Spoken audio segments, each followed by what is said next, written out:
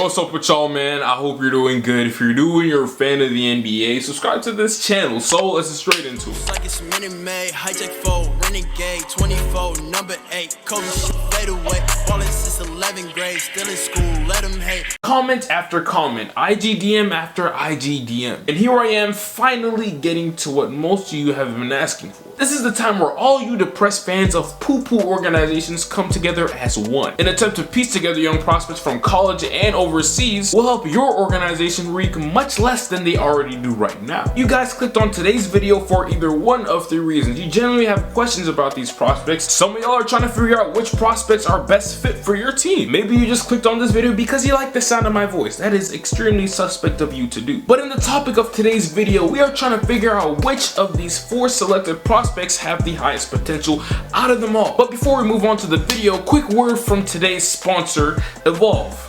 Psych, that's me. If you didn't know already, I have a second channel. That second channel is called Evolve. It's right there. Go ahead and subscribe to it. It's named after my clothing brand that I've been in the works for almost a year now. And over there you get to see a completely different side of me and just how my creative process works when it comes to making clothes. So if you really rock with me and support me, then you would do what is right. And what is right is subscribing to that channel and checking out the newest video that I just uploaded over there. Now let's cut the BS. Let's get into what we all really came here for.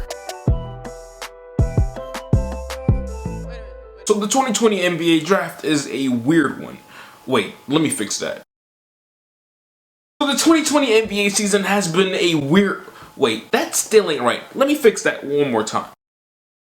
This entire year, dog, 2020 period, has been weird. So many unforeseen, tragic, and just ghetto events has taken place so far, and we're just 3, almost 4 months in. Due to the NBA season being postponed, the NBA draft is now offbeat as well, and it's left us with so many questions. It feels like the entire basketball world has pretty much been put on pause. Just like a 2K Miley situation, it all feels so unreal, but it is indeed real. But you should already know how things go around here. We cannot let anything mess up our vibe. Our vibe around here is still unbothered. Now I'm not gonna lie, this entire process right now is really offbeat. It's really ratchet because we haven't gotten the normal sample size of these prospects, and they didn't even get to perform at the highest stage at their level, the March Madness tournament. What a tragedy. So we all have to work with what we got, and to start this marathon, we're kicking it off trying to figure out which one of these 4 prospects has the absolute highest potential. Now a slew of these players, oh, to spit. Hopefully I didn't spit on y'all. If I spit on y'all, my bad. Make sure you just go ahead and wash your hands with all this virus stuff going on. I wouldn't want you to catch it cold. But anyways, like I was saying, a lot of these players have potential to be nice starters. Some of them have all-star potential. A few of them may even have superstar potential. And one of them may even have top 50 player in the history of basketball type of potential.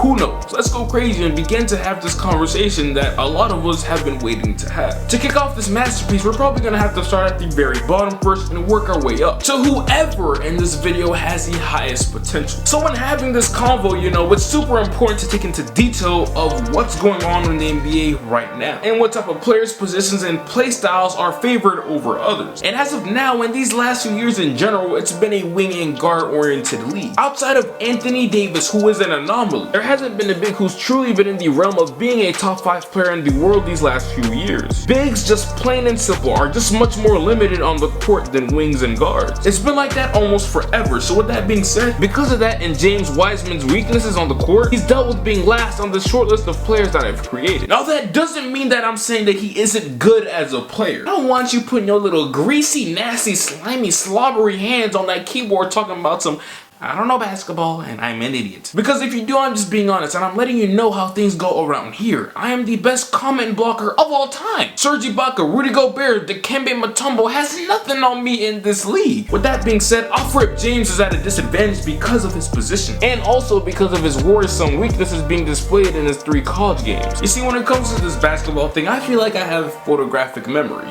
Not really. But I do have a keen memory for these type of things. Literally, just about 2 years ago, I remember videos were being made about this man being the next Anthony Davis. This right here is exactly why you will never see me make a video about a high school athlete, excluding my last video, which of course featured Imani Bates. But outside of that convo, I stay far away from high school hoops, and I just let that hype do its thing up until said prospect enters college. And once James played his little 3 games or whatever, he for sure did put up sexy numbers, #1 draft pick type of numbers. But Mans isn't being talked about as the #1 overall pick anymore, and that is for for a reason. Now I don't think I'm allowed to call Wiseman mid because of what the NCAA did to him. It isn't enough of a sample size at all, but I do indeed think that he is for sure a suspect prospect. The biggest red flags for him that I saw during his super short 3-game stint that I viewed, that he lacks a truly valuable skill set and versatility, but he does indeed have great size and length. But his IQ on the court looks pretty suspect as well. Once again, I remind you, I am not calling him mid, but he is definitely sus enough to be last on this list. At Wiseman's best, I can see him being a borderline all-star, putting up good offensive numbers, but I don't see him being the type of player to be the face of a franchise or even the second face of a championship level team. The only thing that stands out about Wiseman compared to the rest is that he's a superb athlete at his frame. So that, along with his jumper and his shooting that is still in the works, forces him to have a higher ceiling than most other bigs in this class. But he absolutely does not have the highest ceiling out of everybody in this video. Not at all. Because once again, this league is perimeter oriented and complements versatile wings. This may have just been the best possible transition that I could have made. Coming in at number 3 is the league's newest foreign sensation, Deni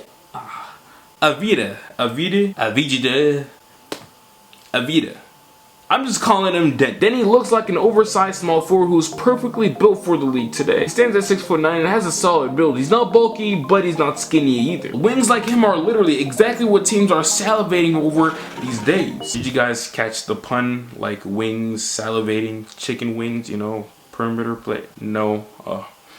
I'm just gonna continue with the video. There isn't an ocean of prospects like Denny going into the league too often. He has a pretty solid overall game. If you've heard of him or seen a few highlights here and there, or actually watched games if you're that in tune, you'd automatically notice how much of a good athlete he is and how mobile he is. 6'9" wings who can snatch a board off of the rim and continue the play by pushing the ball up and taking it coast to coast, making high IQ plays, can lead you to massive amounts of success in the league. Now, if I'm being completely honest with you guys, I think that due to the massive amounts of success that Luka Doncic has had in this league so far, being on track to have a Hall of Fame career just 24 months into the league definitely at least warms scouts up to the idea of drafting a foreign dude so high. Luka is a gentleman because he opened doors, and that is the truth. Not just strictly based off of his appearance and physical attributes, this man Deni Avdija looks like he could be Danilo Gallinari's son. But in the process of making that comparison, I quickly withdrew my thoughts because I noticed that his acceleration on the ball and his surprising capability to make the right decision, whether it's in the post transition or in a half-court setting, then he got the whole 9 on the court. He's loaded from everywhere. Or, hold on, or is he really? So as I was scanning Denny's badges and trying to figure out just how good he could potentially be in the future, I noticed one thing.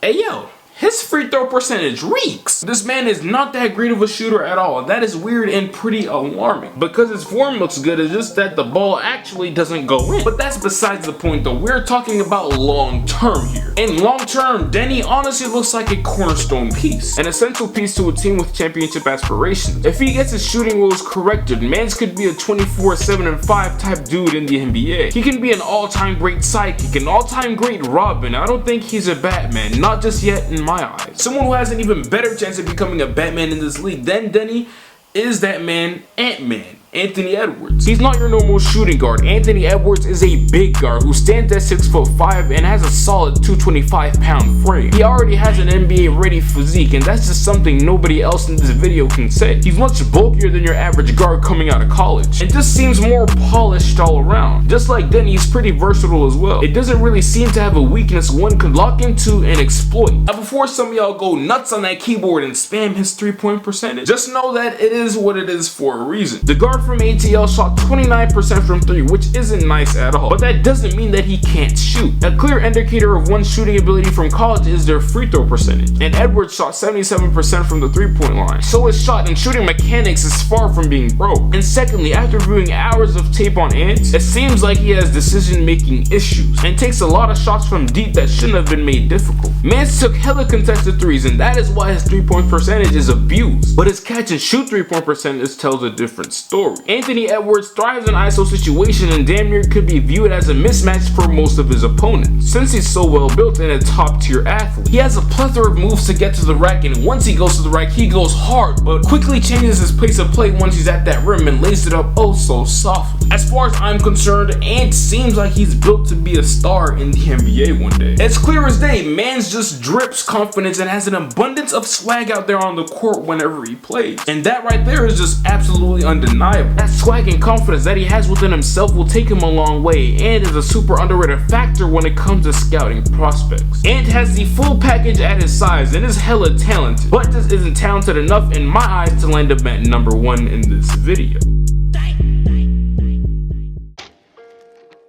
He was first introduced to us back in high school. None of us weren't oblivious to this. He was already one of the most famous athletes at just 14, 15 years old. And we've seen him grow from that buck teeth kid with that mohawk with dyed tips at the end. LaMelo Ball is here, and in my opinion, he has the highest potential and ceiling out of them all. Now I'm just making sure that this statement is made. Just because he has a higher ceiling than most of them in my eyes, that doesn't mean that he is better than any of them right now. He's better than some of these prospects, not all. But the raw potential that's embedded in him is undeniable. He's 6'7" and is very still possibly growing and has all the potential in the world to be a top 5 offensive player in this league one day. In my mind, when I think about LaMelo Ball, you know, he's light skinned, he's known as a good shooter and elite passer with great vision, and has a chance to be an elite scorer at all 3 levels on the court. In Mojo's world, he has the potential to be a 6'7" Trae Young. And I'm sorry, but a 6'7" Trae Young is the best point guard in the NBA, and I don't think that's up for discussion. LaMelo has the potential to be the option of a championship team. Number 1. He's not only a marketable superstar already, but he also has the highest potential to be one compared to the rest in my mind. This is the end of the video though, man. I really do appreciate you for coming over here on my channel and seeing what I have to talk about today. Now, just because I said that these guys have the highest potential compared to the rest of them doesn't mean that they'll reach it. That is up to them, and also that the situation that they're placed in. So right before you go ahead and leave, I want you to do just a few things real quick. Go ahead and leave a like on this video, comment under this video, and share this video with 3 of your other friends who are in that quarantine grind right now. And also, I want you to, you know, wash your hands and check out and subscribe to the Evolve channel over there, because a new video literally just dropped by the time that you're watching this. So until then, I want you to make sure that you make your day great and use your time wisely. I'll get right with you. No way, remember back when I couldn't get a play, no home, I ain't have a place to stay, I got to work, made it free the way, told my girl who'd ever